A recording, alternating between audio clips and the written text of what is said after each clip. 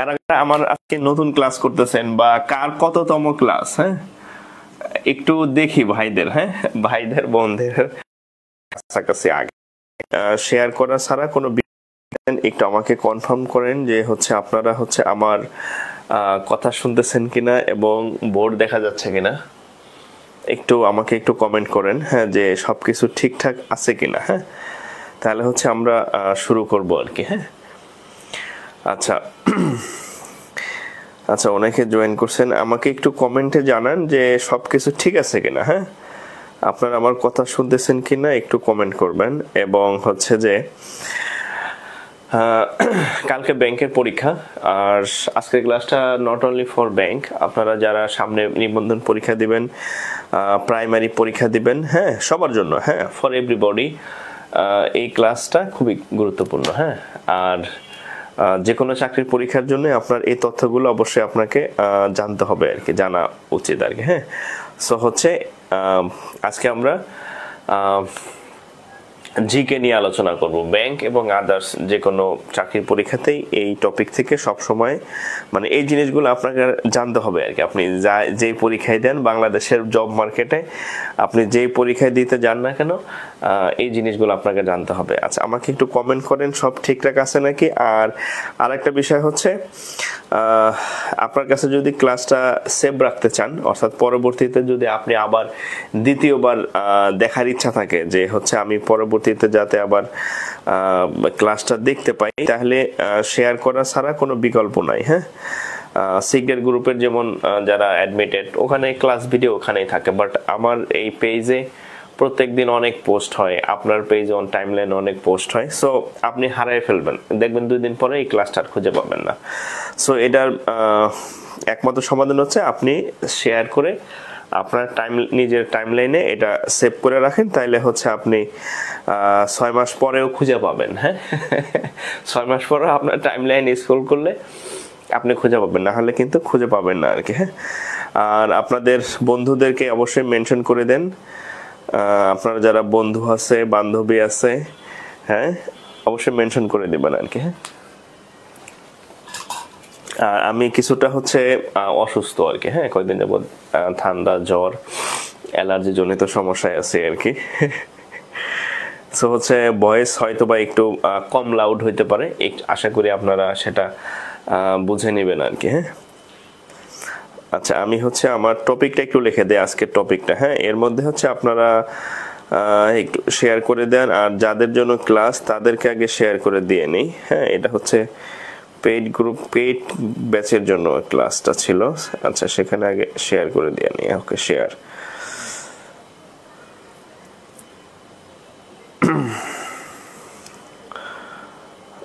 আচ্ছা, তো আগামীকাল যারা নতুন জয়েন করছেন, আগামীকাল 2021 সাল ভিত্তিক পরীক্ষা আছে জানেন। অনেকের মধ্যে হচ্ছে কনফিউশন হয়ে গেছেন অলরেডি, যে কয়েকদিন আগে আমরা কিছু ব্যাংকে অ্যাপ্লাই করছিলাম, সিনিয়র অফিসার, তারপরে হচ্ছে অফিসার ক্যাশে, এই পরীক্ষাগুলো কি সেই পরীক্ষা কিনা?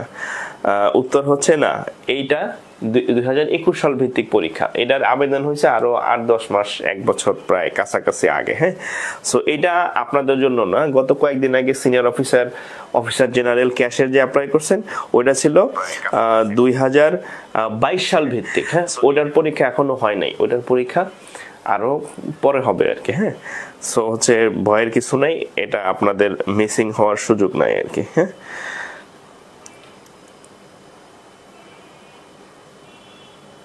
তো আজকে হচ্ছে আমরা জিকে নিয়ে আলোচনা করব। আর যেহেতু লাইভ ক্লাস, আমার পেজে সাম্প্রতিক জিকের উপর একটা নোট শেয়ার করা হয়েছে, কালেক্টেড নোট।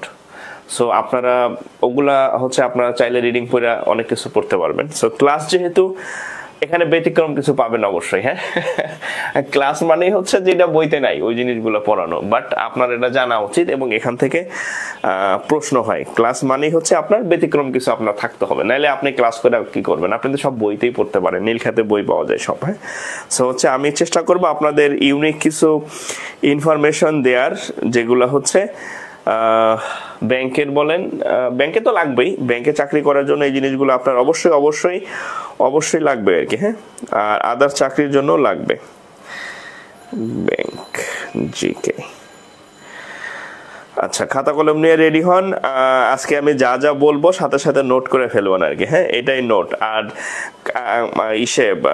কি বলে, আগামীকাল যেহেতু পরীক্ষা, অনেকে আজকে ঢাকার বাইরে থেকে আসতেছেন, গাড়িতে আছেন, অনেক কয়েকজন টেক্সট করছেন, গাড়িতে বসে শুধু শুনবেন। হ্যাঁ, আপনার যেহেতু লেখার সুযোগ নেই, জাস্ট আমার কথাগুলো শুনলেই হবে। হ্যাঁ,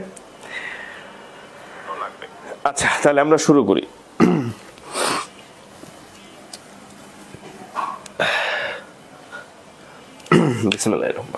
দেখেন, আমাদের আজকের টপিক হচ্ছে ব্যাংক জিকে। হ্যাঁ, বেসিক্যালি হ্যাঁ মানে হেডলাইনটা ব্যাংক জিকে, যেহেতু আগামীকাল ব্যাংকের পরীক্ষা।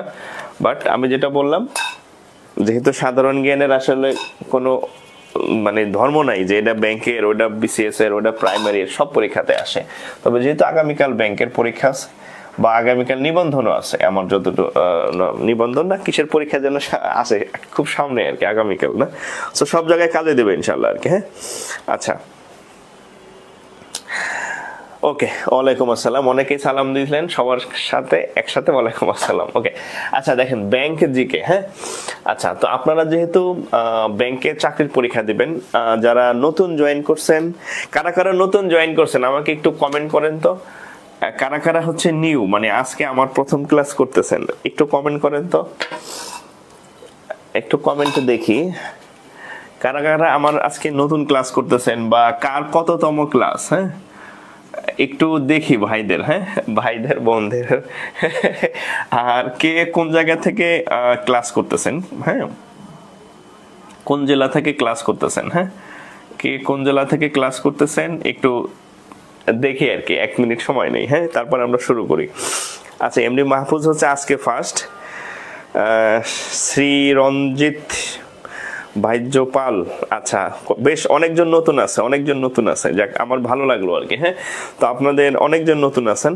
আচ্ছা, আপনাদের সকলকে আমাদের ক্লাসে, আমাদের পেজে হচ্ছে মানে কি বলে স্বাগতম জানাচ্ছি।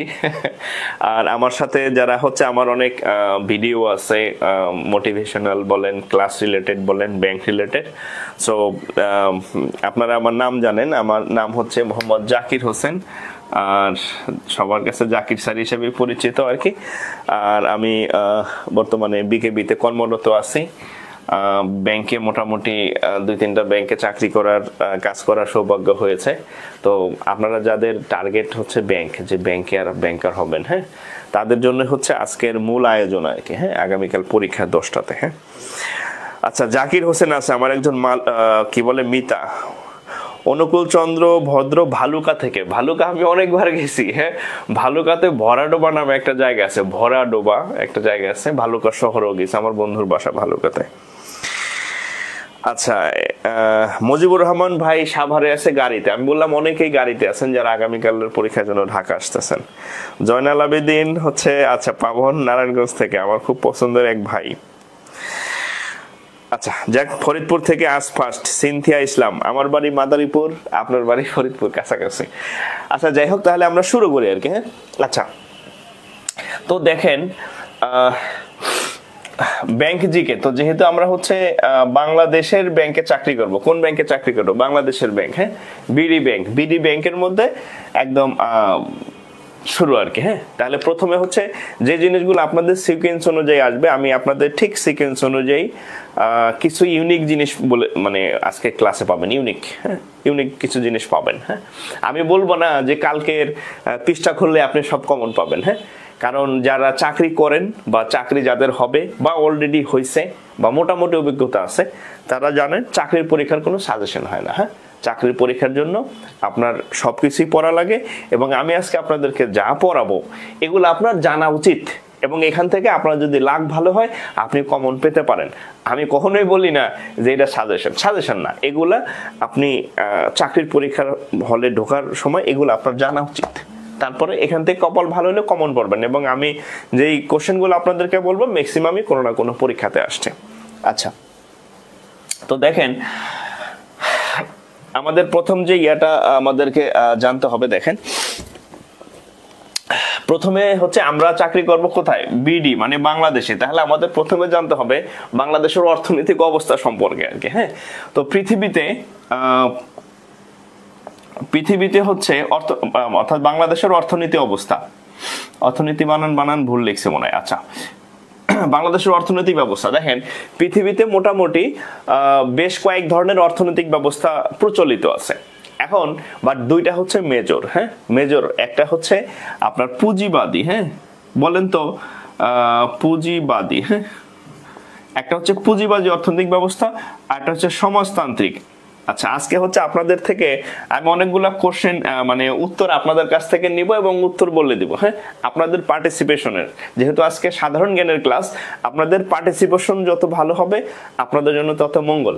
পৃথিবীতে মোটামুটি বড় দুই ধরনের অর্থনৈতিক ব্যবস্থা আছে, একটা পুঁজিবাদী, একটা হচ্ছে সমাজতান্ত্রিক। হ্যাঁ, সমাজতান্ত্রিক। বলেন তো বাংলাদেশের কোন অর্থনৈতিক ব্যবস্থা আছে বলেন তো? আমাদের যে অর্থনৈতিক সিস্টেম চলতেছে আমাদের বাংলাদেশে, এটা কি পুঁজিবাদী নাকি সমাজতান্ত্রিক একটু বলেন তো? বাংলাদেশের যে অর্থনীতি সেটা কোন অর্থনৈতিক ব্যবস্থা বলেন তো, পুঁজিবাদী নাকি সমাজতান্ত্রিক? হ্যাঁ, একটু কমেন্ট করেন, আমি ব্যাখ্যা সহ বলে দিব। হ্যাঁ, কোনটা কি বলে দিব, বলেন তো বাংলাদেশের কোনটা, বাংলাদেশে কোন অর্থনৈতিক ব্যবস্থা চলতেছে বলতেন তো? আচ্ছা, সুনামগঞ্জ ফুড পুঁজিবাদী, হাইব্রিড, মিক্স ইকোনমিক্স, পুঁজিবাদী। আচ্ছা, এখন দেখেন পুঁজিবাদী যদি বলি, পুঁজিবাদী হচ্ছে এটার মালিক হচ্ছে ব্যক্তি, মানে ব্যক্তি। পুঁজিবাদী যে অর্থনৈতিক ব্যবস্থা, পুঁজিবাদী যে অর্থনৈতিক ব্যবস্থা, এই অর্থনৈতিক ব্যবস্থায় যে সম্পদের মালিক ব্যক্তি, রাষ্ট্র কোনো সম্পত্তির মালিক না, এরকম আর কি। হ্যাঁ, আর সমাজতান্ত্রিক অর্থনৈতিক ব্যবস্থায় রাষ্ট্র হচ্ছে সকল সম্পত্তির মালিক। হ্যাঁ, যেমন এটা চলে হচ্ছে আপনার রাশিয়াতে। হ্যাঁ, রাশিয়াতে সমাজতান্ত্রিক ছিল রাশিয়াতে। আর পুঁজিবাদী হচ্ছে কোথায়? ইউএসএ তে। হ্যাঁ, ইউএসএ তে পুঁজিবাদী হচ্ছে মানে ব্যক্তি হচ্ছে সম্পদের মালিক, এরকম আর কি সিস্টেম আর কি, যার একজনের অনেক বেশি সম্পদ, আরেকজন অনেক কম সম্পদ, এরকম মানে মানুষ হচ্ছে সম্পদের মালিক। আর যদি আপনি সমাজতান্ত্রিক ধরেন, সমস্ত সম্পত্তির মালিক হচ্ছে রাষ্ট্র। হ্যাঁ, এটা হচ্ছে সিস্টেম, আপনারা মানে জনগণ আনুপাতিক হারে যে যার অনুযায়ী নেবে, এটা হচ্ছে সমাজতান্ত্রিক রাষ্ট্র। তা আমাদের যে বাংলাদেশ, হ্যাঁ, বাংলাদেশ হচ্ছে এই দুইটার মিক্সড। মিক্স মানে হচ্ছে বাংলাদেশে হচ্ছে মিশ্র অর্থনৈতিক ব্যবস্থা।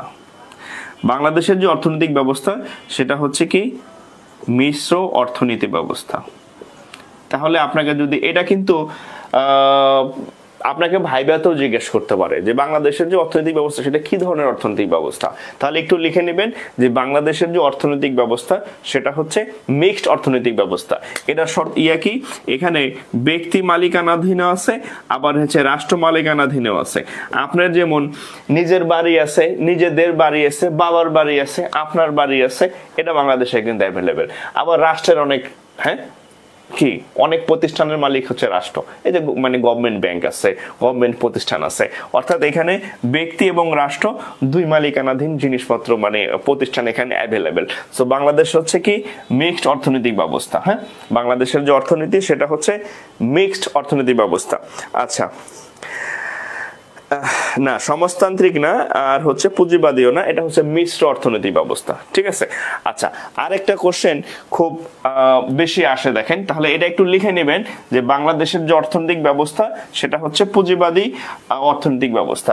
আরেকটা কোশ্চেন ব্যাংকে অনেকবার আসছে, সেটা হচ্ছে মুক্ত বাজার অর্থনীতি। হ্যাঁ, মুক্ত বাজার অর্থনীতি। আপনি ব্যাংকে চাকরি যদি করেন তাহলে এই জিনিসগুলো আপনাকে জানতে হবে। বলেন তো এই মুক্তবাজার অর্থনীতি বাংলাদেশে কত সালে চালু হয়েছে? মুক্তবাজার অর্থনীতি কি আমি ব্যাখ্যা সহ বুঝিয়ে দেব, বাট মুক্তবাজার অর্থনীতিটা বাংলাদেশে কবে চালু হয়েছে বলেন তো?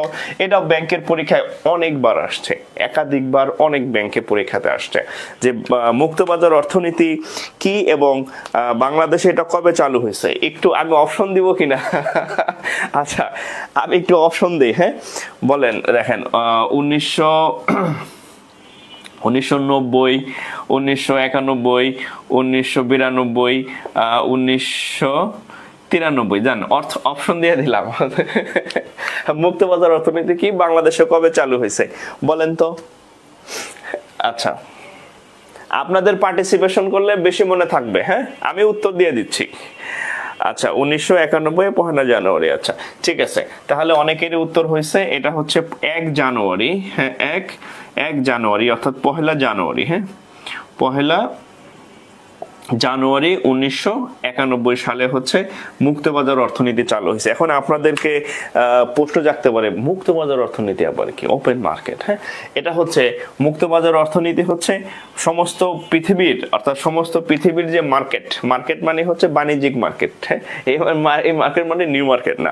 মুক্তবাজার অর্থনীতি হচ্ছে পৃথিবীর যে আপনার যে ওপেন মার্কেট আছে সেখানে বাংলাদেশ কম্পিটিশন করতে পারবে ওপেনলি, ইউএসএ পারবে, তারপর ইউকে পারবে, যে ইন্ডিয়া পারবে।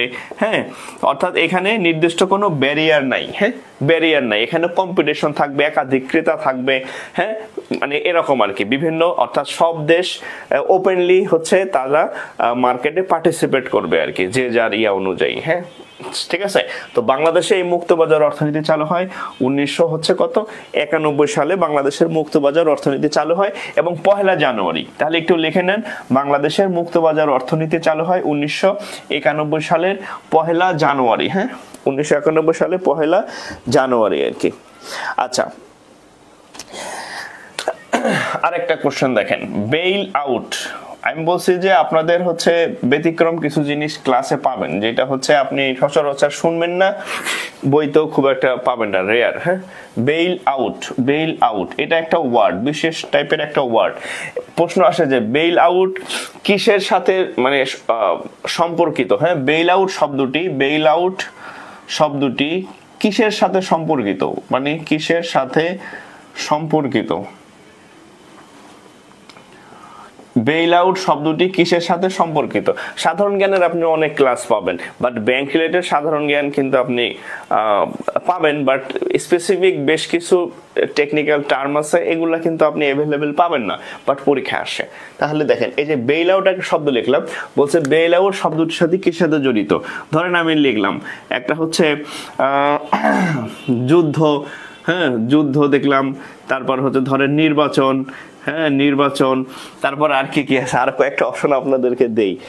হ্যাঁ, তারপরে হচ্ছে কি কি আছে, আচ্ছা, তারপর ধরেন যে অর্থনীতি। হ্যাঁ, অর্থনীতি,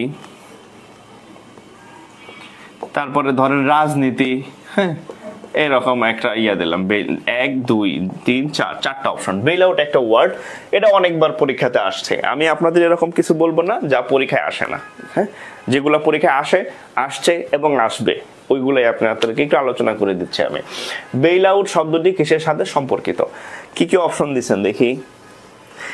ইকোনমিক্স।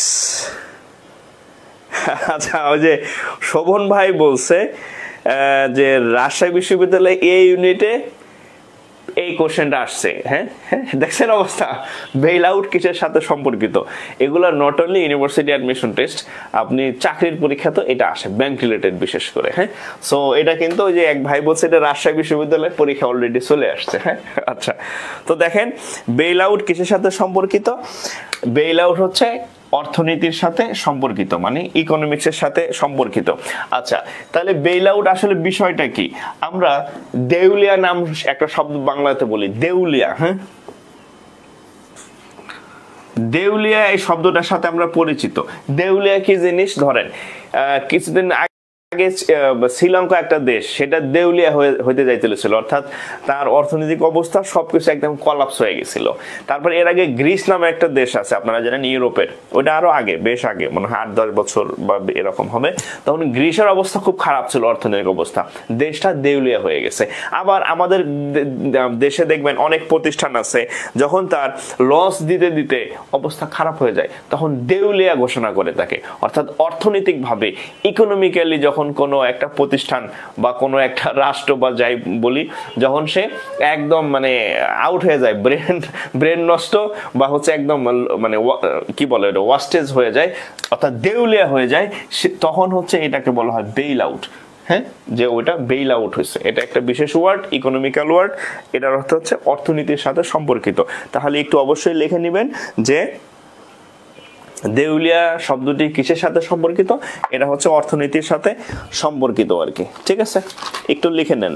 আচ্ছা, এরপরে দেখেন আরেকটা জায়গা থেকে সবসময় প্রশ্ন হয়, সেটা আমি লিখে দিতেছি। হ্যাঁ, অনেক কিছু আছে, বাট আমি সব আপনাদের ব্রেনে দিব না, বাট যে জিনিস আপনাকে প্রিলিমিনারি, লিখিত, ভাইবা সব জায়গায় লাগবে, এই জিনিসগুলো আপনাকে লাগবে লাগবে লাগবে আর কি। দেখেন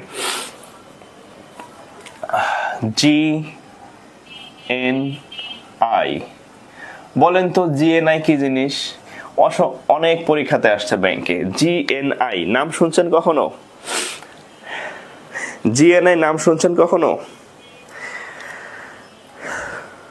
হ্যাঁ, লায়াবিলিটিস আর গ্রেটার দেন অ্যাসেট। সম্পদের থেকে যখন ধার দেনার পরিমাণটা বেড়ে যায়, লসের পরিমাণটা বেশি যায়, তখন সেটা বেইল আউট, দেউলিয়া হয়ে যায় আর কি। ঠিক আছে, আচ্ছা GNI কি একটু বলেন তো কেউ? GNI কি বলেন তো? গ্রোস নেট ইনকাম না? ও সরি আমি ভুল লিখছি। এই আপনারটা ঠিক আছে, আপনারটা ঠিক আছে, আমি একটা লিখতে গিয়ে আরেকটা লিখে ফেলছিলাম। জিএনপি, হ্যাঁ সরি, হ্যাঁ GNI আপনারটা ঠিক আছে। জিএনপি কি জিনিস বলেন? জিএনপি কি জিনিস আর জিডিপি কি জিনিস? এই দুইটা পরীক্ষাতে আসে এবং লিখিত পিলিতে তো আসেই। লিখিত তো ছোট ছোট কোশ্চেন থাকে, অনেক সময় অ্যাব্রিভিয়েশন থাকে ব্যাংক রিলেটেড। ভাইভাতে জিজ্ঞেস করে, ভাইভাতে আপনি এগুলা জিজ্ঞেস করবেন। জিএনপি জিডিপি, বলেন তো এই দুইটার মধ্যে ডিফারেন্স কি? এইটা কি আর এইটা কি? এই দুইটার মধ্যে পার্থক্য কি? এই দুইটার মধ্যে পার্থক্য কি? আজকে আপনাদের সাথে একটা আলোচনা বিষয়ক ক্লাস আর কি। আপনি যত ভুল বলেন যাই বলেন, পার্টিসিপেট করবেন, আপনি শিখতে পারবেন। হ্যাঁ, ম্যাথ ক্লাস না যে খালি আমি করে দেব। এখানে দেখেন জিএনপি কি, জিডিপি কি, এই দুইটার পার্থক্য কি? গ্রোস ন্যাশনাল প্রোডাক্ট, ওকে, গ্রোস ডোমেস্টিক প্রোডাক্ট, ওকে। আচ্ছা, তাহলে এখান থেকে আমরা কয়েকটা উত্তর অলরেডি কয়েকজন ভাই বোন উত্তর দিয়ে ফেলছে, তাহলে আমি আর অপেক্ষা করব না, বলে দিন। এটা গ্রোস, এন মানে ন্যাশনাল, আর পি মানে প্রোডাক্ট, এটাও গ্রোস। ডি মানে ডোমেস্টিক, পি মানে প্রোডাক্ট। এন্ড এই দুটার মধ্যে পার্থক্য কি খেয়াল করেন। এটা হচ্ছে জাতীয়, জাতীয়, জাতীয় মানে হচ্ছে দেখেন দেশ প্লাস বিদেশ। আপনি দেশে থাকেন, আপনার এক ভাই বিদেশ থাকে, আপনার কাকা বিদেশে থাকে, আপনার বাবা বিদেশে থাকে, আপনার হাজবেন্ড বিদেশে থাকে। একটা দেশের মধ্যে ধরেন বাংলাদেশের 20 কোটি, এই ধরেন বাংলাদেশের সাপোজ ধরেন বাংলাদেশের 20 কোটি মানুষ আমরা বলি, হ্যাঁ 20 কোটি মানুষ দেশে আছে। দেশের বাইরে আরো মানুষ আছে না? ধরেন বাংলাদেশের বাইরে আরো হচ্ছে 20 লাখ আছে, হ্যাঁ 20 লক্ষ আছে। এই দুজনের যে ইনকাম সেটা হচ্ছে আপনার জিএনপি টোটাল। দেশের মধ্যে আমরা আছি, দেশের বাইরে যারা আছে, ইউএসএ আছে, ইন্ডিয়াতে আছে, মানে বাংলাদেশের সীমানার বাইরে যারা আছে, এই সব প্রোডাকশন, সব উৎপাদন, সব সেবা, সব ইনকাম একসাথে হচ্ছে জিএনপি। মানে এরা তো সবাই বাংলাদেশি আর কি, হ্যাঁ বাংলাদেশি। তাহলে দেশের 20 কোটি, ধরেন দেশের বাইরে আছে আরো 20 লাখ মানুষ, সবগুলো মিলে জিএনপি। আর ডোমেস্টিক মানে অনলি দেশ, মানে দেশীয় যেটা, হ্যাঁ অনলি দেশের মধ্যে যারা থাকে, আমরা আমজনতা, হ্যাঁ আমজনতা মানে ধরেন এই যে 20 কোটি যে আছে, এই এখান থেকে যে সেবা উৎপাদন হয়, যে সার্ভিস উৎপাদন হয়, হ্যাঁ প্রোডাক্ট উৎপাদন হয়, সেটা হচ্ছে এই যে জিডিপি, হ্যাঁ জিডিপি, সেটা হচ্ছে জিডিপি। দেখবেন আমাদের বাজেটে থাকে জিডিপি।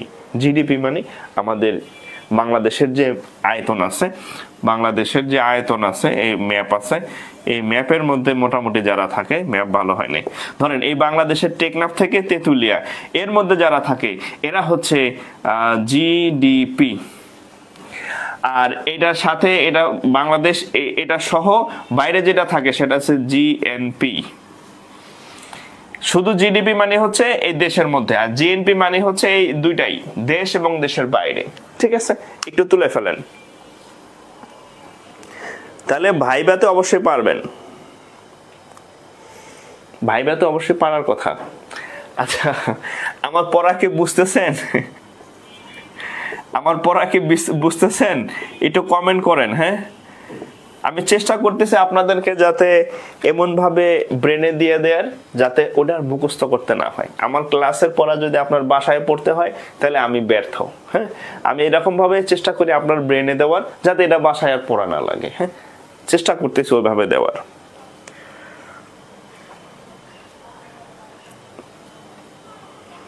আচ্ছা,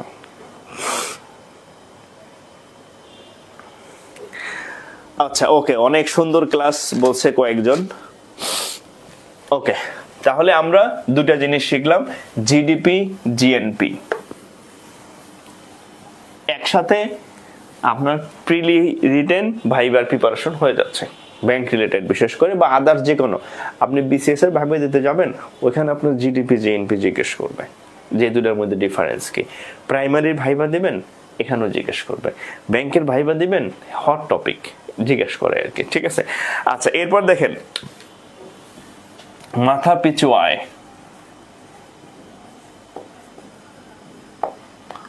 মাথা পিছু আয় খালি মুখস্থই করেন, বাংলাদেশের মাথা পিছু আয় এত ডলার। হ্যাঁ, মুখস্থই করেন মাথা পিছু আয় জিনিসটা কি। হ্যাঁ, মাথা পিছু আয় জিনিসটা কি বলেন তো। আচ্ছা, বর্তমানে বাংলাদেশের মাথা পিছু আয় কত বলেন তো, দিয়ে আপনাদের পার্টিসিপেশন। বর্তমানে বাংলাদেশের মাথা পিছু আয় কত দেখি। কালকে পরীক্ষা দেবেন ব্যাংকের, দেখি কে কয়জন পারেন। সামনে নিবন্ধনের পরীক্ষা, সারাদিন ফেসবুকে বসে থাকেন আপডেট হওয়ার জন্য, নিজেকে আপডেট করার জন্য। বলেন বর্তমানে বাংলাদেশের মাথা পিছু আয় কত বলেন দেখি, কয়জন পারে দেখি বলেন।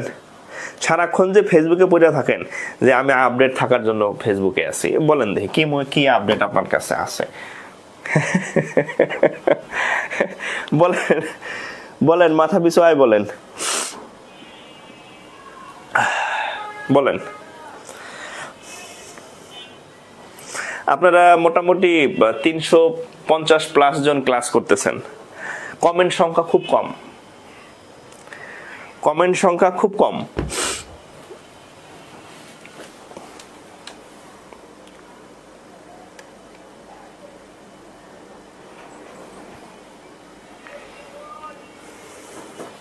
কমেন্ট সংখ্যা খুব কম।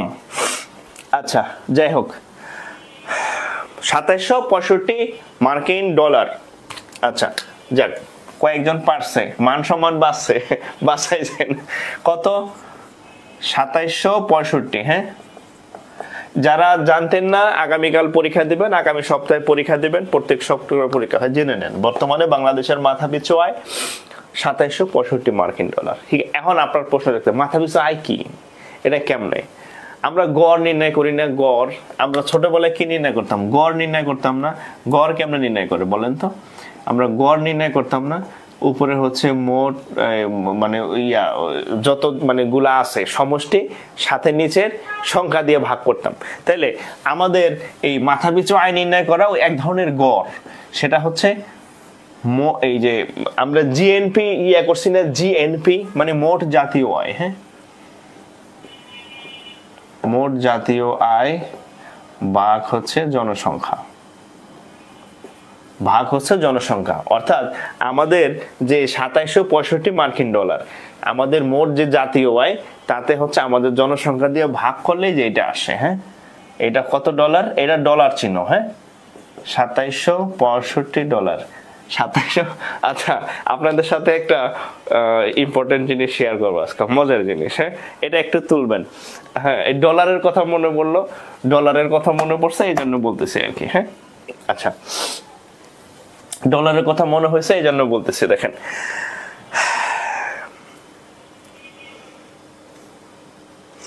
আচ্ছা, 2824 না, আচ্ছা, আমি নিজেও যতটা জানি এটা 2765। তবে এটা দেখেন, এটা হচ্ছে যে কোনো দিন চেঞ্জ হইতে পারে। আপনি মনে হইতে পারে যে গতকাল হয়তো ডাটাটা চেঞ্জ হইতে পারে, বা আগামী পরশু ডাটাটা চেঞ্জ হইতে পারে।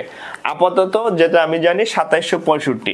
যদি গত 1-2 দিনে চেঞ্জ হয়ে থাকে ওইটা তাহলে আমি জানি না। হ্যাঁ, ওইটা তাহলে আমি জানি না। ঠিক আছে, আমি ক্লাস শেষে আবার একবার চেক করে আপনাদেরকে কনফার্ম করব।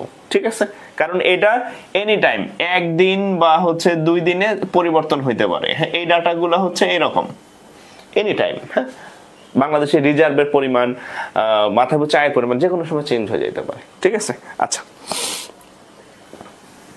ওকে, তাহলে এখন দেখেন যে মাথা পিছু আয় কত, এই যে মোট জাতীয় ব্যয় সংখ্যা। আচ্ছা, অনলাইনে দেখেন ওই মানে ডলারের কথা হইলো না, এই জন্য বলতেছি। দেখেন অনলাইনে অনেকে চিন্তা করেন বা অনেকে চিন্তা করি অনলাইনে নাকি অনেক লাখ লাখ টাকা আয়। হ্যাঁ, লাখ লাখ টাকা আয় কিরকম করে আমি জানি না। তো আমি মোটামুটি 2000 কত ঢাকা আসলাম 2023-এ ট্রান্সফার হয়ে 2021, হ্যাঁ 2021-এর মার্চ থেকে 21শে মার্চ থেকে আমি ঢাকায় ট্রান্সফার হয়ে আসি চাকরিতে।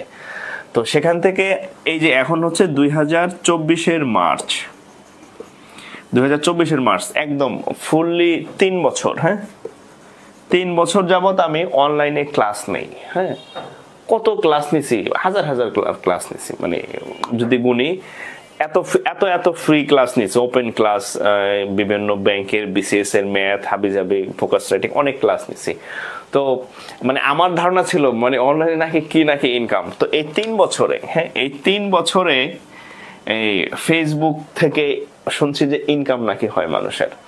তো এই 3 বছরে দেখলাম যে আমার যে পেজে আপনারা ক্লাস করতেছেন, এখানে হচ্ছে ইনকাম হচ্ছে $111। কত? $111। হ্যাঁ, এবং এই ইনকামটা হচ্ছে 3 বছরে, কয় বছর? 36 মাস। আমি তো কম লাইভ ক্লাস নেই না। এই যে আপনাদের এক একটা ক্লাস চলতেছে 1.5-2 ঘন্টা ক্লাস চলে, আপনারা মোটামুটি 300-350 জন ভাই ক্লাস দেখতেছেন। তো এরকম 3 বছরে আমার ইনকাম হচ্ছে এত। এখানে যদি আপনি ইয়াতে করেন মোটামুটি 12K এরকম হচ্ছে ইনকাম হচ্ছে 3 বছর ক্লাস।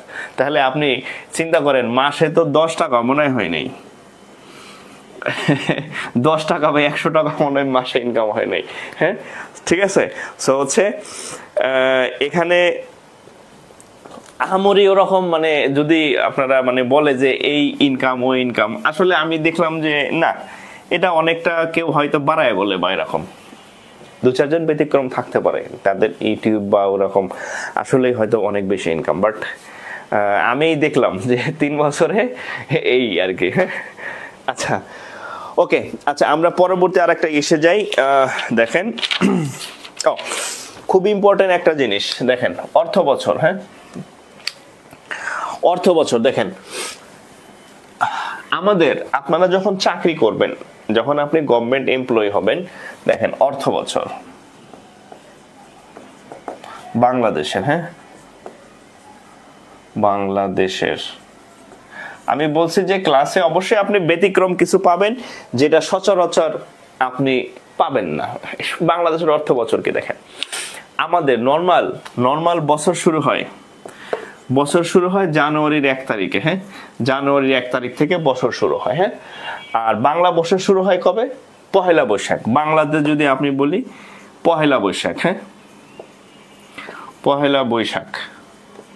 হিজরি বছর শুরু হয় এরকম আর কি। যাই হোক, তাহলে নর্মাল বছর শুরু হয় মানে ইংরেজি বছর, বা আমরা যেটা হ্যাপি নিউ ইয়ার বলি, ইংরেজি বছর শুরু হয় পহেলা জানুয়ারি, বাংলা নববর্ষ পহেলা বৈশাখ।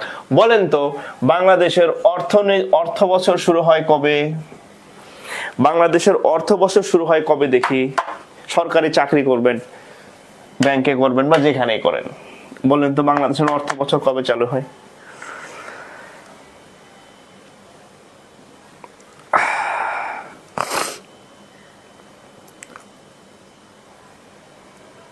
ওকে, বলেন তো বাংলাদেশের জুন জুলাই।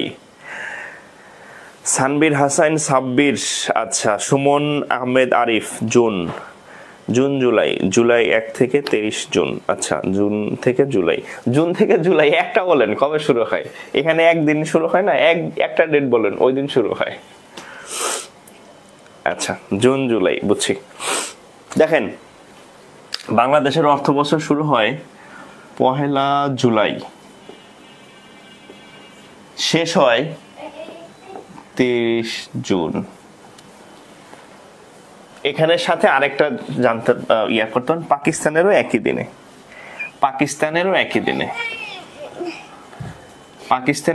দিনে, কারণ পাকিস্তান হচ্ছে বাংলাদেশেরটা ফলো করে। হ্যাঁ, পাকিস্তান একই দিনে। আসো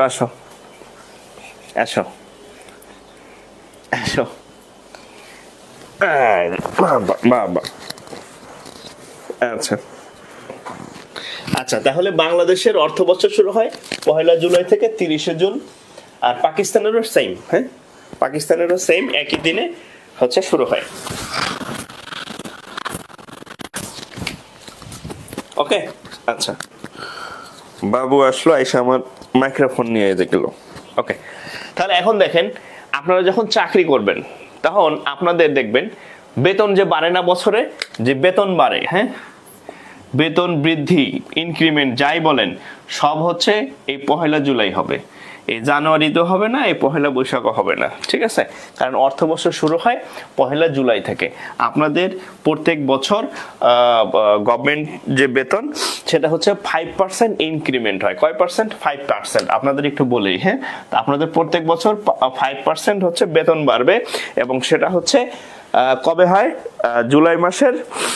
জুলাই মাসের 1 তারিখ হচ্ছে অর্থ বছর শুরু হয়। আপনার বেতনের মূল বেতনে এটা হচ্ছে এটা হচ্ছে বাংলাদেশের অর্থ বছর আর কি, ঠিক আছে?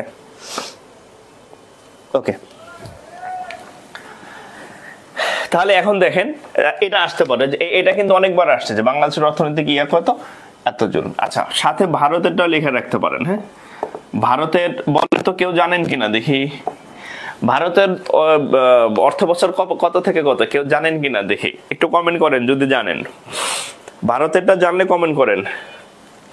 ভারতেরটা কি কেউ জানেন? বাংলাদেশ পাকিস্তান সেম। যদি ভারতেরটা কেউ জানেন দেখি কমেন্ট করেন। ভারতেরটা কবে? ভারতেরটা আচ্ছা, ছোট। ইজ ইট কল্ড ফিসক্যাল ইয়ার? হ্যাঁ হ্যাঁ, ফিসক্যাল ইয়ার মানে অর্থ বছর। হ্যাঁ, ইংরেজিতে ফিসক্যাল ইয়ার বলে, আর বাংলাতে অর্থ বছর বলে, রাইট? আচ্ছা, ভারতেরটা হচ্ছে 1 এপ্রিল থেকে 31 মার্চ। লিখে রাখেন, 1 এপ্রিল।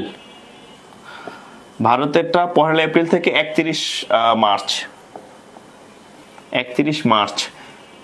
ভাইবা, হ্যাঁ, ভাইবাতে জিজ্ঞেস করবে কোথায়, এগুলো কোথায় জিজ্ঞেস করে, ভাইবাতে আপনাকে জিজ্ঞেস করতে পারে। হ্যাঁ, অর্থ বছর ব্যাংকের ভাইবা বিশেষ করে।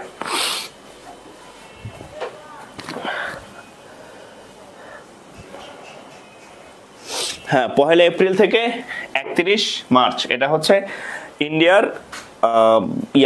অর্থ বছর শুরু হয়, অর্থাৎ আমরা যেমন জুলাই থেকে হয় ওই। আর বাংলাদেশের বাজেট যেটা আমরা প্রত্যেক বছর বাজেট দেখবেন, ওই যে জুলাইয়ের 1 তারিখের আগে ঘোষণা করে বাজেট। হ্যাঁ, বাজেট কার্যকর হয় সবসময় 1 জুলাই। হ্যাঁ, 1 জুলাই।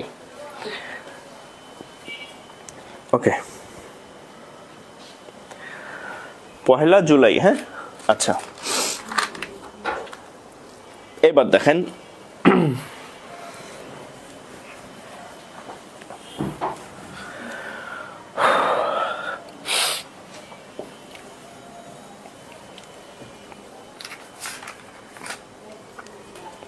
আরেকটা গিয়ে দেখেন, ক্যামেলস রেটিং।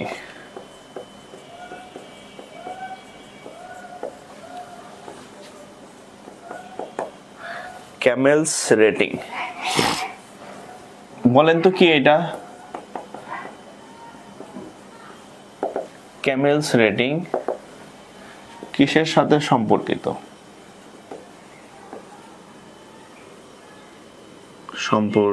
আচ্ছা, দরকার নেই। ক্যামেলস রেটিং কি?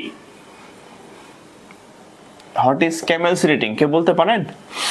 ক্যামেলস রেটিং, যারা ব্যাংকে চাকরির পরীক্ষা দিবেন বা ব্যাংকে ব্যাংকার হবেন আজীবন, এই জিনিসগুলোর সাথে আপনার মানে পরিচিতি বা আলোচনায় আপনি থাকবেন। ক্যামেলস রেটিং কেউ কি জানেন ক্যামেলস রেটিং কি?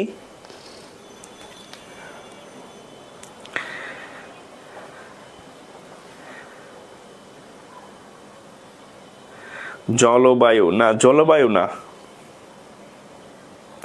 International standard. হ্যাঁ, দেখেন, যত ধরনের, আমার কথা একটু শুনেন, এগুলোর প্রত্যেকটার হচ্ছে অ্যাব্রিভিয়েশন আছে। হ্যাঁ, তো অত কিছু জানার দরকার নেই, জাস্ট জেনে রাখেন যে যত ধরনের ব্যাংক এবং আর্থিক প্রতিষ্ঠান আছে, কি কি প্রতিষ্ঠান? একটা হচ্ছে ব্যাংক, একটা হচ্ছে আর্থিক প্রতিষ্ঠান। ধরেন আমরা আমাদের রেজাল্ট কেমনে ইয়া করি, সিজিপিএ বলি না, আমাদের রেজাল্ট, আমাদের অনার্স, আমাদের এসএসসি তারপর হচ্ছে এইচএসসি তারপর হচ্ছে অনার্স, হ্যাঁ আমরা কি করি, এখানে বলতাম জিপিএ আর এখানে বলি সিজিপিএ, হ্যাঁ জিপিএ সিজিপিএ বলি। তো সিজিপিএ দেখলে আমরা কি করি, বলতে পারি ওই ছাত্র কেমন, তার সে কি খারাপ ছাত্র নাকি সে ভালো ছাত্র। হ্যাঁ যদি সিজিপিএ ধরেন যে 3.8 প্লাস থাকে, বলে স্টুডেন্টটা খুব ভালো, আর যদি 2.25 থাকে বলে যে মোটামুটি মানের, মানে বোঝা যায় তার।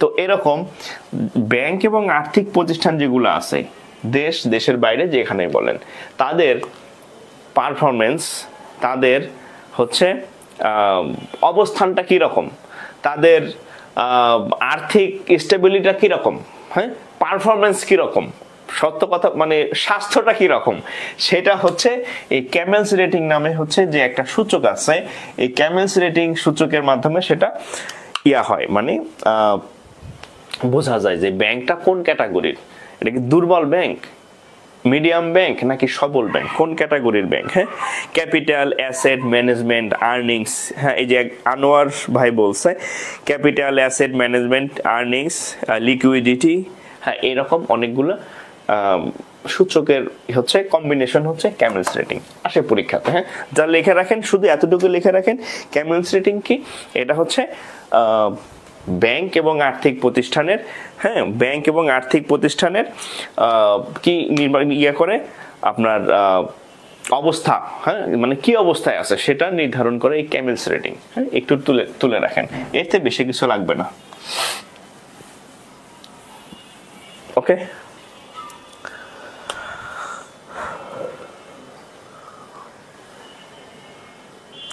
আমার বান্ধবীকে লাইভ দেখতে বললাম, বাট এখন আর মেসেজ সিন করতেছে না আমার।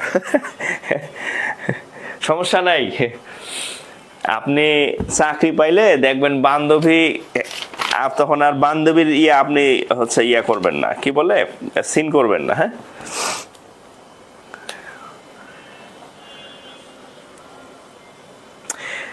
ডেবিট ক্রেডিট বিষয়টা একটু বুঝাইয়া দিলে ভালো হতো। ডেবিট ক্রেডিট এটা তো হচ্ছে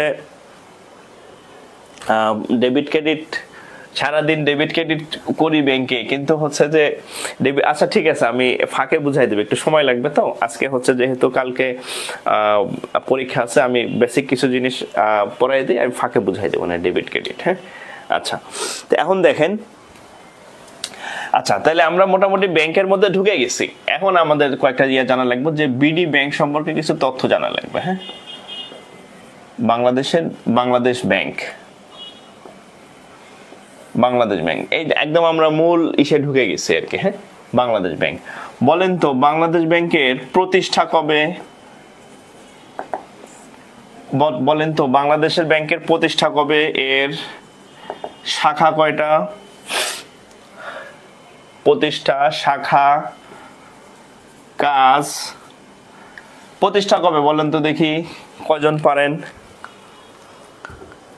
পারেন বাংলাদেশ ব্যাংকের প্রতিষ্ঠা কবে, কত সালে, মানে কত তারিখে, কে কে পারেন বলেন দেখি।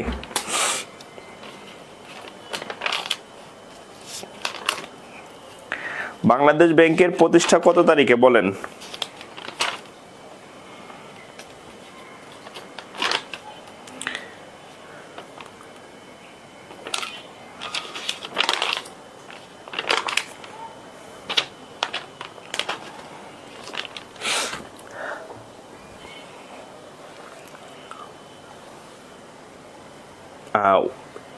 এটা হচ্ছে আমরা ম্যাক্সিমামই ভুল করি, অনেক ভাই লেখছে 16 ডিসেম্বর 1972, অনেক ভাই লেখছে 16 ডিসেম্বর 1971। দেখেন একটা কোশ্চেন জাগতে পারে যে আমাদের বাংলাদেশ স্বাধীন হয়, হ্যাঁ বাংলাদেশ স্বাধীন হয় কত, 16 ডিসেম্বর 1971, এটা 16 ডিসেম্বর 1971 বাংলাদেশ স্বাধীন হয়। তো এই অনুযায়ী অনেক ভাই লিখছেন যে এটার প্রতিষ্ঠা হচ্ছে 16 ডিসেম্বর 1972। ঠিক আছে, এটা হওয়াটা স্বাভাবিক যে 71 সালে স্বাধীন হয়েছে, এক বছর পর বাংলাদেশ ব্যাংক প্রতিষ্ঠা হয়েছে না, এটা 1971 সালে স্থাপিত হয়েছে, মানে বাংলাদেশ ব্যাংকের প্রতিষ্ঠা। এখন বলতে পারেন যে আগে দেশের ওই দিনই স্বাধীন হইলো, ওই দিনই কেমনি দেশ হয়ে গেল? পরবর্তীতে মানে বাংলাদেশ ব্যাংক আগে পাকিস্তান আমল থেকে এটা অ্যাক্টিভ ছিল, বাট তখন নামটা ছিল আলাদা, যেহেতু তখন বাংলাদেশ ছিল না, তখন এটার একটা আলাদা নাম ছিল। State bank of Pakistan. হ্যাঁ, কি নাম ছিল? State bank of Pakistan. এটা ছিল বাংলাদেশ ব্যাংকের আগের নাম, অর্থাৎ পাকিস্তান আমলে এই যে বাংলাদেশ ব্যাংক আছে এটা তখন ছিল, বাট তখন নাম ছিল স্টেট ব্যাংক অফ পাকিস্তান। তারপর যখন 1971 সালে 16 ডিসেম্বর বাংলাদেশ স্বাধীন হলো, এটাকে ব্যাকডেট দিয়া ওই দিনই এটার প্রতিষ্ঠাকাল হিসাবে দেখা মানে সিদ্ধান্ত হয় আর কি। এই জন্য বাংলাদেশ ব্যাংকের যে প্রতিষ্ঠা যে ডেট আর বাংলাদেশের যে স্বাধীনতার ডেট একই, মানে বিজয় দিবস যেটা একই ডেট। ঠিক আছে, তাহলে 16 ডিসেম্বর 1971। শাখা হচ্ছে 10টা, বাংলাদেশ ব্যাংকের শাখা হচ্ছে 10টা টোটাল।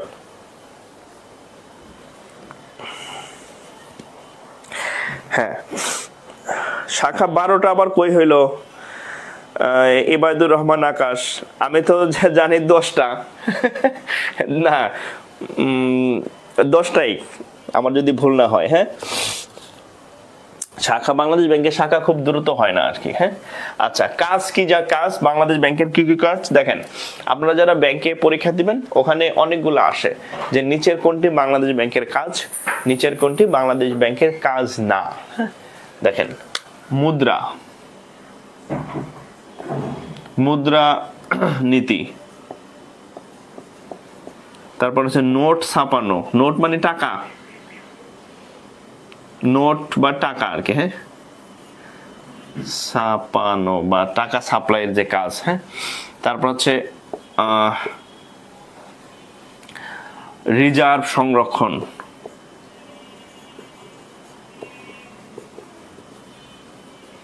রিজার্ভ মানে বৈদেশিক যে মানে রিজার্ভ থাকে ওটা বাংলাদেশ ব্যাংক সংরক্ষণ করে। তারপর হচ্ছে ক্লিয়ারিং হাউস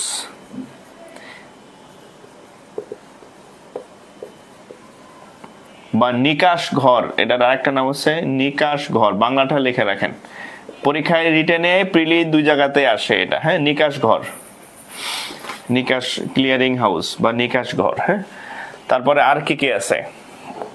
অন্যান্য ব্যাংককে নিয়ন্ত্রণ, আর অনেক কাজ আছে, মোটা দাগে এই কাজগুলো মোটামুটি প্রধান আর কি। হ্যাঁ, কি কি? মুদ্রানীতি প্রচলন করা, তারপরে হচ্ছে কি বলে নোট বা টাকা ছাপানো কাজ, তারপর রিজার্ভ সংরক্ষণ, তারপর হচ্ছে ক্লিয়ারিং হাউস বা নিকাশ ঘরের কাজ করে, অন্যান্য ব্যাংকের নিয়ন্ত্রণ করা, আর হচ্ছে সরকারের ব্যাংক। এটা কোথায় লাগবে? এটা লাগবে আপনার প্রিলিতে লাগবে, এটা হচ্ছে রিটেনে লাগবে, এটা হচ্ছে ভাইভাতে লাগবে, এগুলো লাগবে, প্রিলি, রিটেন, ভাইবা। ঠিক আছে, ওকে।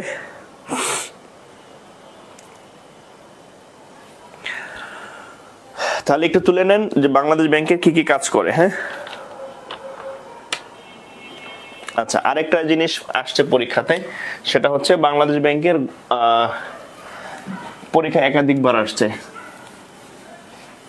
বাংলাদেশ ব্যাংকের গভর্নরের মেয়াদ, গভর্নরের মেয়াদ 4 বছর। আচ্ছা, আরেকটা জিনিস আপনাদের লিখে নেই, অনেকবার পরীক্ষাতে আসছে, সেটা হচ্ছে সরকারি নোট। বলেন তো কয়টি? এই সরকারি নোট কয়টি বলেন তো দেখি, কে কে জানেন? সরকারি নোট বলতে নোট আছে, সরকারি নোট কয়টা বলেন তো? সরকারি নোট আরটা হচ্ছে ব্যাংক নোট। দেখি কে কে, কালকে তো পরীক্ষা দিবেন, এটি জানেন কয়জনে? দেখি সরকারি নোট কয়টা আর ব্যাংক নোট কয়টা? সরকারি নোট কয়টি, ব্যাংক নোট কয়টি? দেখি। এটা খালি ব্যাংকে লাগবে তা না, আপনার যে কোনো চাকরির পরীক্ষাতে এগুলো আপনার জানতে হবে, ভাইবা জিজ্ঞেস করতে পারে। ঠিক আছে, বলেন তো সরকারি নোট কয়টা, ব্যাংক নোট কয়টা? সরকারি নোট কয়টা, ব্যাংক নোট কয়টা বলেন? এবং এই দুইটার মধ্যে পার্থক্যটা কোথায়, এই দুইটা কেন, এদেরকে কেন আলাদা ধরা হয়, পার্থক্য কি? সরকারি নোট আর ব্যাংক নোটের মধ্যে পার্থক্য কি? ভাইবাতে জিজ্ঞেস করে বসে থাকবে, সরকারি নোট এবং ব্যাংক নোটের মধ্যে পার্থক্য কি? ব্যাংক নোট 60টি, 3টা। আচ্ছা,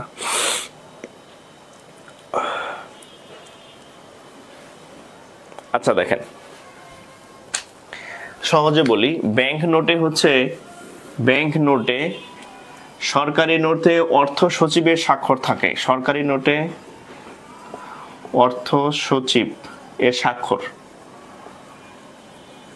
যে সিগনেচারটা থাকে অর্থ সচিবের স্বাক্ষর থাকে। এগুলা কি কি আছে? 1 টাকা, 2 টাকা, 5 টাকা, আর আছে? আর তো ছোট টাকার নোট নাই। হ্যাঁ, আচ্ছা, ব্যাংক নোট কোনগুলা? যেখানে গভর্নরের সই থাকে। কি কি আছে?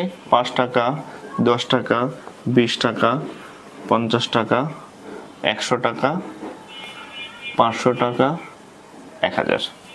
কয়টা হয় দেখেন? 1 2 3 4 5 6 7টা। তাহলে এটা হচ্ছে 7টা আর এটা হচ্ছে 3টা। হ্যাঁ, তাহলে টোটাল নোট কয়টা? তাহলে টোটাল নোট কয়টা? টোটাল মোট হচ্ছে কয়টা? 10টা। টোটাল বাংলাদেশে নোট বা ইয়ে আছে 10টা।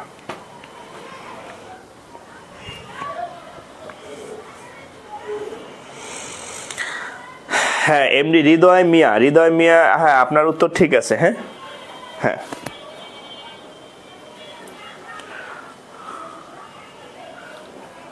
ও সরি সরি, ও আচ্ছা আচ্ছা, এখানে 5 টাকা তো লিখছি, তাহলে এখানে 6টা হবে। হ্যাঁ সরি, 5 টাকা 2 জায়গায় লেখা হয়ে গেছে, 200 আর হচ্ছে 500 আর হচ্ছে কত 1000।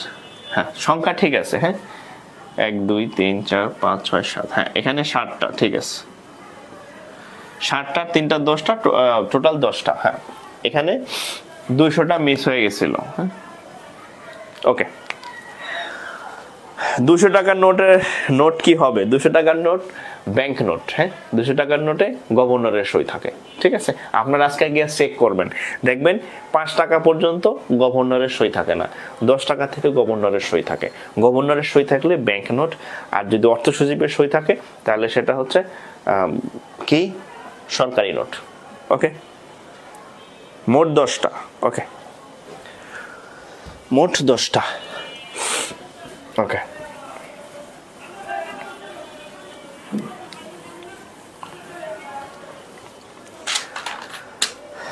আচ্ছা দেখেন, তফসিলি ব্যাংক,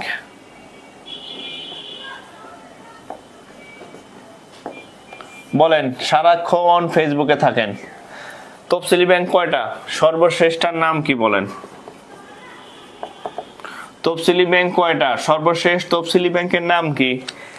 প্রাইমারি পরীক্ষাও লাগবে, এটা খালি প্রাইমারি নিবন্ধন পরীক্ষা দিবেন ওইখানেও লাগবে, এগুলা সবার জানতে হয়। সর্বশ্রেষ্ঠটার নাম কি বলেন? 61টা 61টা 61টা, অনেক 61টা পাইছে। সর্বশ্রেষ্ঠটার উত্তর মানে ইয়ার নাম কি? সর্বশেষ তফসিলি ব্যাংকের নাম কি বলেন?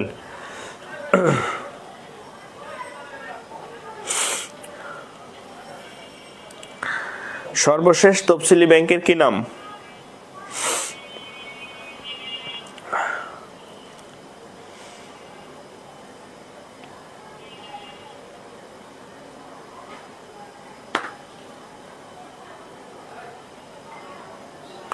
সর্বশেষ তফসিলি ব্যাংকের কি নাম?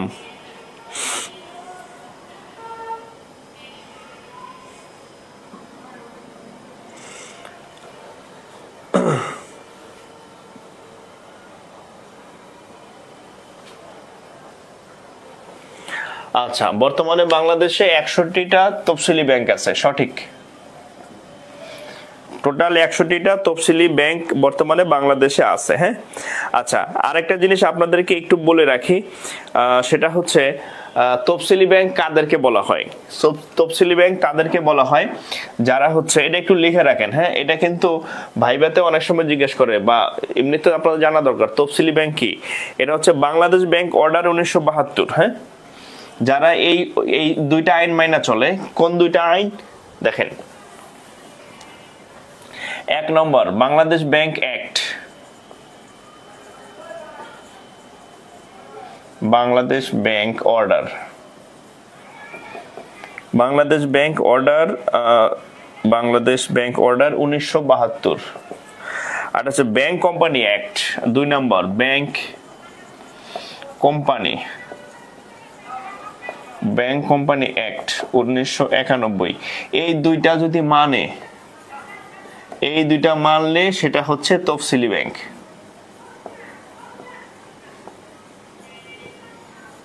এই দুইটা যদি মানে সেটা হচ্ছে তফসিলি ব্যাংক। ভাইবাতে জিজ্ঞেস করে তফসিলি ব্যাংক কাকে বলে, পোলাপান কয় কি, যারা বাংলাদেশ ব্যাংকের আইন মানে তারা তফসিলি, বাংলাদেশ ব্যাংকের আইন না মানলে অতফসিলি। বাংলাদেশ ব্যাংকের আইন না মানলে অতফসিলি ব্যাংক চলে কেমনে দিলে? হ্যাঁ, এই জন্য স্পেসিফিক বলবেন। হ্যাঁ, কি কি উত্তর? এই দুইটা এক যদি মানে তাহলে তারা হচ্ছে তফসিলি ব্যাংক। ঠিক আছে, এই দুইটা ব্যাংক, এই দুইটা আইন যারা মানে তারা হচ্ছে তফসিলি ব্যাংক।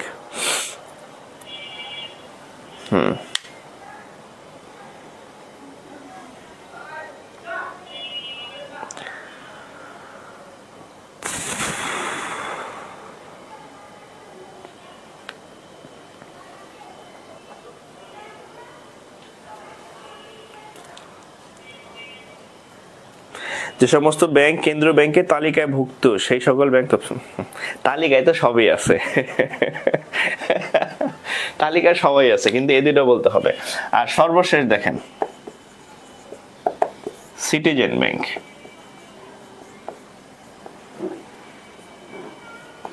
সর্বশেষ সিটিজেন ব্যাংক। আপনারা অনেক জায়গায় দেখবেন 62, 63 এরকম ব্যাংকের সংখ্যা লেখা আছে, এগুলো এখনো অনুমোদন পায় নাই। তাহলে আপনি কোনটা দিবেন?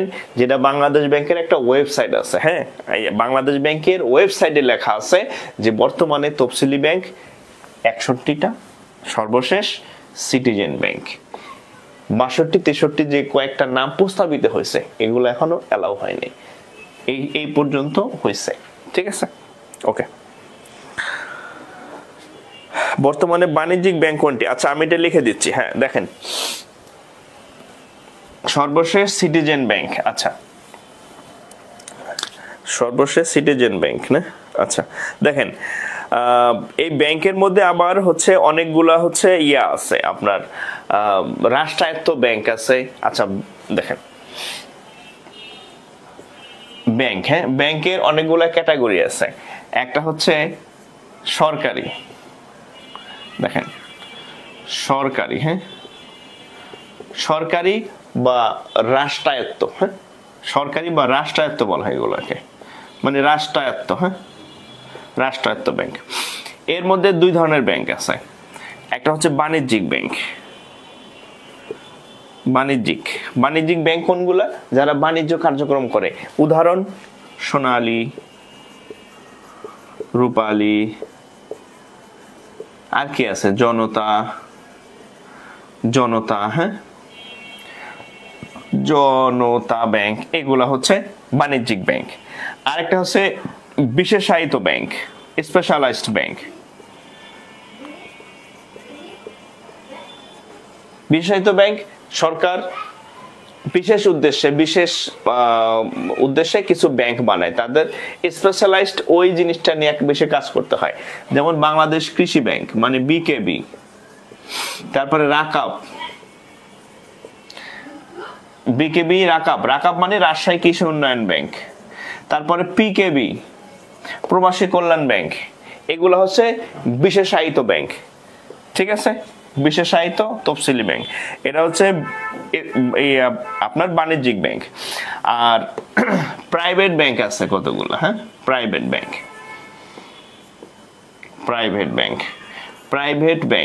প্রাইভেট ব্যাংকের মধ্যে সবগুলাই হচ্ছে প্রাইভেট এবং সবগুলাই বাণিজ্যিক। প্রাইভেট ব্যাংক যেগুলো আছে সবই মোটামুটি সবই বাণিজ্যিক, সবই বাণিজ্যিক। এদের আর স্পেশালাইজ নাই যে বাংলাদেশ কৃষি ব্যাংক বা হচ্ছে রাকাব, এরকম কিছু নাই। তাহলে ব্যাংকের মধ্যে মোটামুটি দুইটা ভাগ, একটা সরকারি বা রাষ্ট্রায়ত্ত, একটা হচ্ছে প্রাইভেট। সরকারির মধ্যে দুইটা প্যাটার্ন আছে, একটা হচ্ছে বাণিজ্যিক ব্যাংক আর একটা হচ্ছে বিশেষায়িত ব্যাংক। সবই সরকারি ব্যাংক, সবই সরকারি ব্যাংক।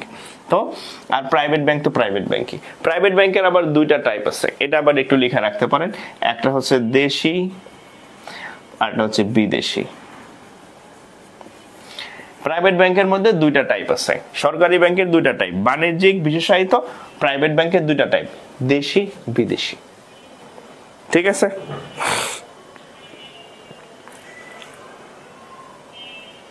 একটু তুলে রাখেন, এটি পাইবেন না, বুঝছেন? আমি আপনাদের জন্য এই ওয়েবসাইট গাইডিয়া আপনাদের জন্য এগুলা ডেলিভারি দিতেছি আর কি। আপনি একা খুঁজতে গেলে অনেক সময় লাগতো আপনার। ঠিক আছে? স্বায়ত্তশাসিত ব্যাংক নিয়ে কিছু বলেন।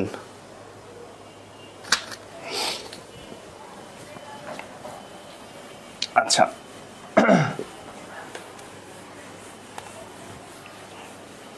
সরকারি যে রাষ্ট্রায়ত্ত ব্যাংকগুলো আছে সবগুলাই মোটামুটি স্বায়ত্তশাসিত ব্যাংক। স্বায়ত্তশাসিত ব্যাংক মানে হচ্ছে মানে সরকারি যে ব্যাংকগুলো আছে, যেমন ধরেন যে সোনালী ব্যাংকে সরকার কিছু পুঁজি দিছে, তারা বিজনেস করতেছে, ব্যবসা করতেছে, লাভ লস একটা পার্ট সরকারকে দেওয়া লাগতেছে, এরকম আর কি।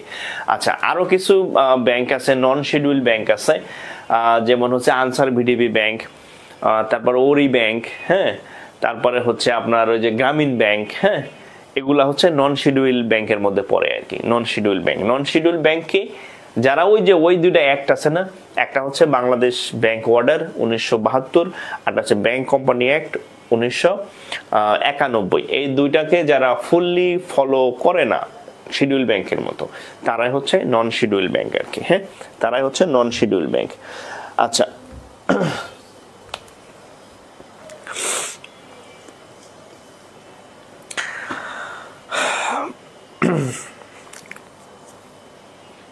ওকে, আমরা আরেকটা টপিকে যাই। হ্যাঁ, আরেকটা টপিকে যাই। তফসিলি ব্যাংক গেল। আচ্ছা, দেখেন,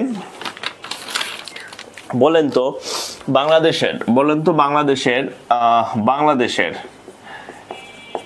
এই যে কোশ্চেনগুলো এখন লিখে দেব সবগুলো পরীক্ষায় আসা কোশ্চেন। বাংলাদেশের প্রথম বেসরকারি ব্যাংকের নাম কি? বাংলাদেশের প্রথম বেসরকারি ব্যাংকের নাম কি? বলেন দেখি, নাম কি? বাংলাদেশের প্রথম বিদেশি ব্যাংকের নাম কি? বিদেশি ব্যাংকের নাম কি? কোন ব্যাংক? মালদ্বীপের কেন্দ্রীয় ব্যাংকের দায়িত্ব এখন মনে হয় নাই, পরীক্ষা আসছিল, পালন করে। বলেন, তিনটা প্রশ্ন লিখছি। একটা হচ্ছে বাংলাদেশের প্রথম বেসরকারি ব্যাংক নাম কি? বাংলাদেশের প্রথম বিদেশি ব্যাংকের নাম কি? কোন ব্যাংক? মালদ্বীপের। এটা সম্ভবত কিছুদিন, হ্যাঁ, এখন মনে হয় আছে কিনা জানি না, বাট পরীক্ষাটা যেহেতু আসছে চলে আসতে পারে, আপনাদের একটু জানিয়ে রাখা দরকার। মালদ্বীপের কেন্দ্রীয় ব্যাংকের দায়িত্ব পালন করে কোন bank?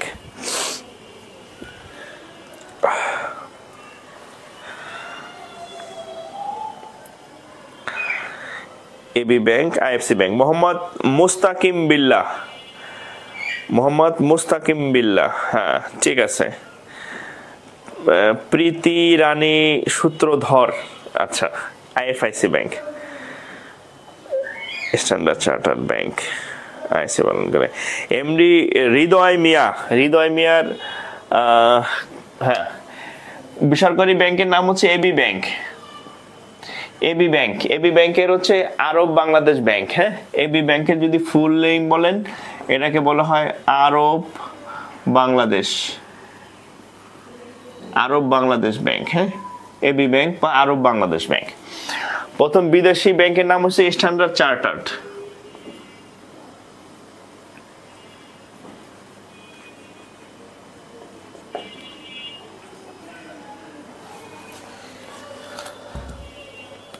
Chartered bank, standard chartered bank প্রথম বিদেশি ব্যাংক। কোন ব্যাংক মালদ্বীপে কেন্দ্রীয় ব্যাংকের দায়িত্ব পালন করে? IFIC bank.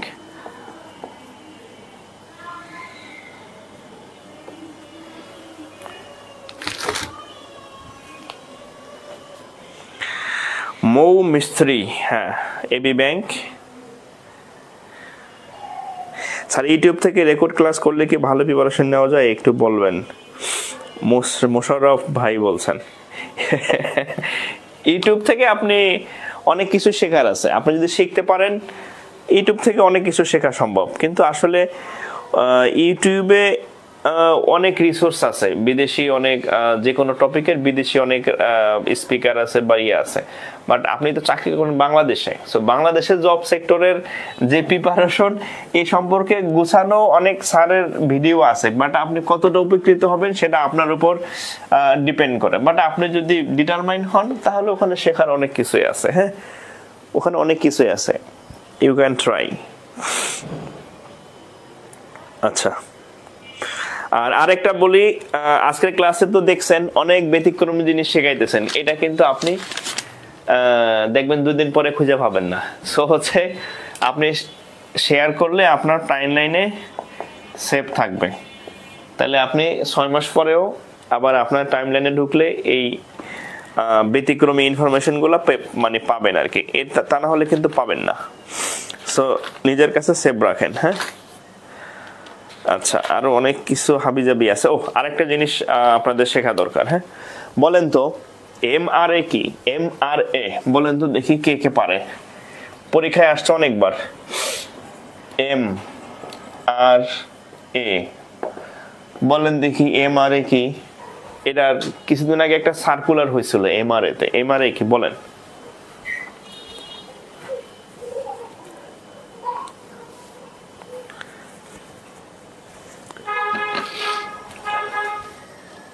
আমি একটু পানি খাই, বলেন দেখি কে কে পারেন। What is MRA?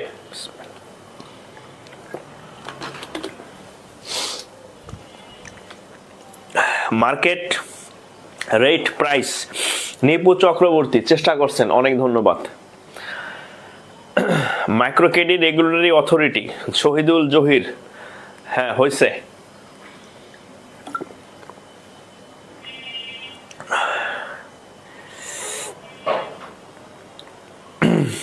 হ্যাঁ হৃদয় মিয়া, হ্যাঁ ঠিক আছে। মার্কেট রেট প্রাইস না, মার্কেট রেট প্রাইস হয়তো হয়, বাট আমাদের যে এমআরএ এটা হচ্ছে micro credit regulatory authority. Micro credit regulatory authority, হ্যাঁ, এমআরএ মানে হচ্ছে micro credit regulatory authority. Micro credit regulatory authority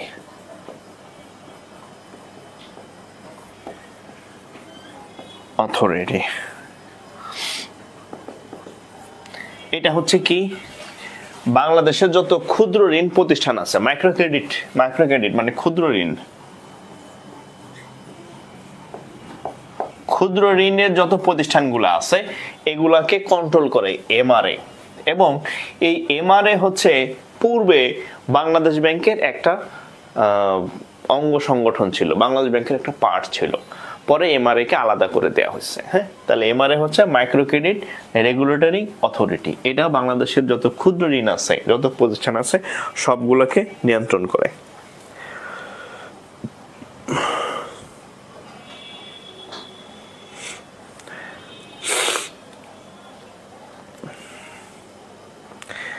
Shah Alam Shipu বলছে সিনিয়র অফিসারের প্রশ্নে কোনো সিনোনিমস অ্যান্টোনিমস ছিল না, কালকের টাইকে কিভাবে থাকবে? পরীক্ষার আগে তো বলা যায় না, ওখানে বলা আছে ইংরেজি থেকে 20 নাম্বার থাকবে, সরি 25 নাম্বার থাকবে আগামীকালের প্রশ্নে। আচ্ছা কয়টা বাজে? ও অনেক সময় হয়ে গেছে। আচ্ছা আগামীকালের পরীক্ষা নিয়ে কিছু বলি, হ্যাঁ।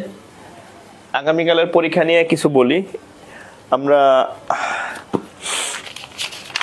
যেহেতু কালকে পরীক্ষা, আগামীকালের পরীক্ষা নিয়ে একটু বলি। দেখেন, এটা আগে থেকে বলা যাবে না। হ্যাঁ, শাহ আলম শিপু ভাই, এটা তো মানে আপনাদের হচ্ছে দিছে, মার্কস ডিস্ট্রিবিউশন দিছে। দেখেন, আপনারা যারা অফিসারের পরীক্ষা দিবেন আগামীকাল 2021 সাল ভিত্তিক ব্যাংক, আগামীকাল যে পরীক্ষা ব্যাংক এক্সাম যাদের পরীক্ষা, এখানে এটা বলা আছে যে ম্যাথ থাকবে 20টা, আর হচ্ছে ইংলিশ থাকবে 25, বাংলা হচ্ছে 25, এরকম কত হয় 50 আর 20 70, আর হচ্ছে আপনার জিকে আইসিটি এগুলা মিলে হচ্ছে 30, জিকে আইসিটি আর কিছু আছে, হ্যাঁ এগুলো মিলে 30, কোনটা কথা আমার মনে নাই, মোটামুটি এরকম। তা ইংরেজি 25-এর মধ্যে কি দেয় এটা তাদের বিষয়, সিনোনিমস অ্যান্টোনিমস দিতে পারে, অ্যানালজি আসে, স্পেলিং আসে, গ্রুপ ভার্বস আসে, প্রিপোজিশন আসে, হ্যাঁ নাউন, তারপরে আপনার গ্রামাটিক্যাল কোশ্চেন আসে, identification of parts of speech আসে, জেন্ডার থেকে কোশ্চেন আসে, তারপরে হচ্ছে নাম্বার থেকে প্রশ্ন আসে, কারেকশন আসে, পিন পয়েন্ট এরর আসে, হ্যাঁ এক কথার প্রকাশ আসে, ওয়ান ওয়ার্ড সাবস্টিটিউশন, এগুলো আসে। কি আসে এটা ওনারাই জানবে, আগে থেকে বলার নাই যে সিনোনিম অ্যান্টোনিম আসবে কি। ওকে, আচ্ছা, তো কালকের যে মোটামুটি 100 নম্বরের পরীক্ষা হওয়ার সম্ভাবনা বেশি। হ্যাঁ, আচ্ছা, যারা কালকে পরীক্ষা দেবেন, প্রথম কথা হচ্ছে 1 নম্বর কাজ হচ্ছে সময় হাতে নিয়ে বের হবেন। সময় হাতে নিয়ে মানে হচ্ছে একটু আগে যাবেন, মিনিমাম 30 থেকে 40 মিনিট আগে যাবেন, যাতে আপনি গিয়ে একটু রেস্ট নিতে পারেন। হ্যাঁ, মিনিমাম 30 থেকে 40 মিনিট। আর শুক্রবার ঢাকা শহরে হিউজ পরিমাণ জ্যাম লাগে, ঠিক আছে, আগে যাবেন। আর 2 নম্বর হচ্ছে আপনার সিট প্ল্যানটা এখন চেক করবেন। আপনার যে ভুল দেখছেন, পরীক্ষা সিট পড়ছে মিরপুর, দেখছেন হচ্ছে যে কই পড়ছে মতিঝিল, মিরপুর মতিঝিল যে বসে আছেন, পরীক্ষা সিট পড়ছে মিরপুর, পরীক্ষা আপনার ওখানে শেষ। সিট প্ল্যানটা আবার দেখেন। হ্যাঁ, সিট প্ল্যান আবার দেখেন, কিভাবে যাবেন সেটা আবার দেখবেন আর কি, ঠিক আছে। আর আরেকটা হচ্ছে আপনার যাতে পরীক্ষার ওখানে গিয়ে লেট না হয় আর কি, ঠিক আছে। আর পরীক্ষার হলে যেগুলা করবেন, 1 নম্বর কাজ হচ্ছে পরীক্ষার হলে 1 নম্বর কাজ হচ্ছে আপনি দেখবেন যে নেগেটিভ মার্কিং আছে কিনা। যদি নেগেটিভ মার্কিং থাকে তাহলে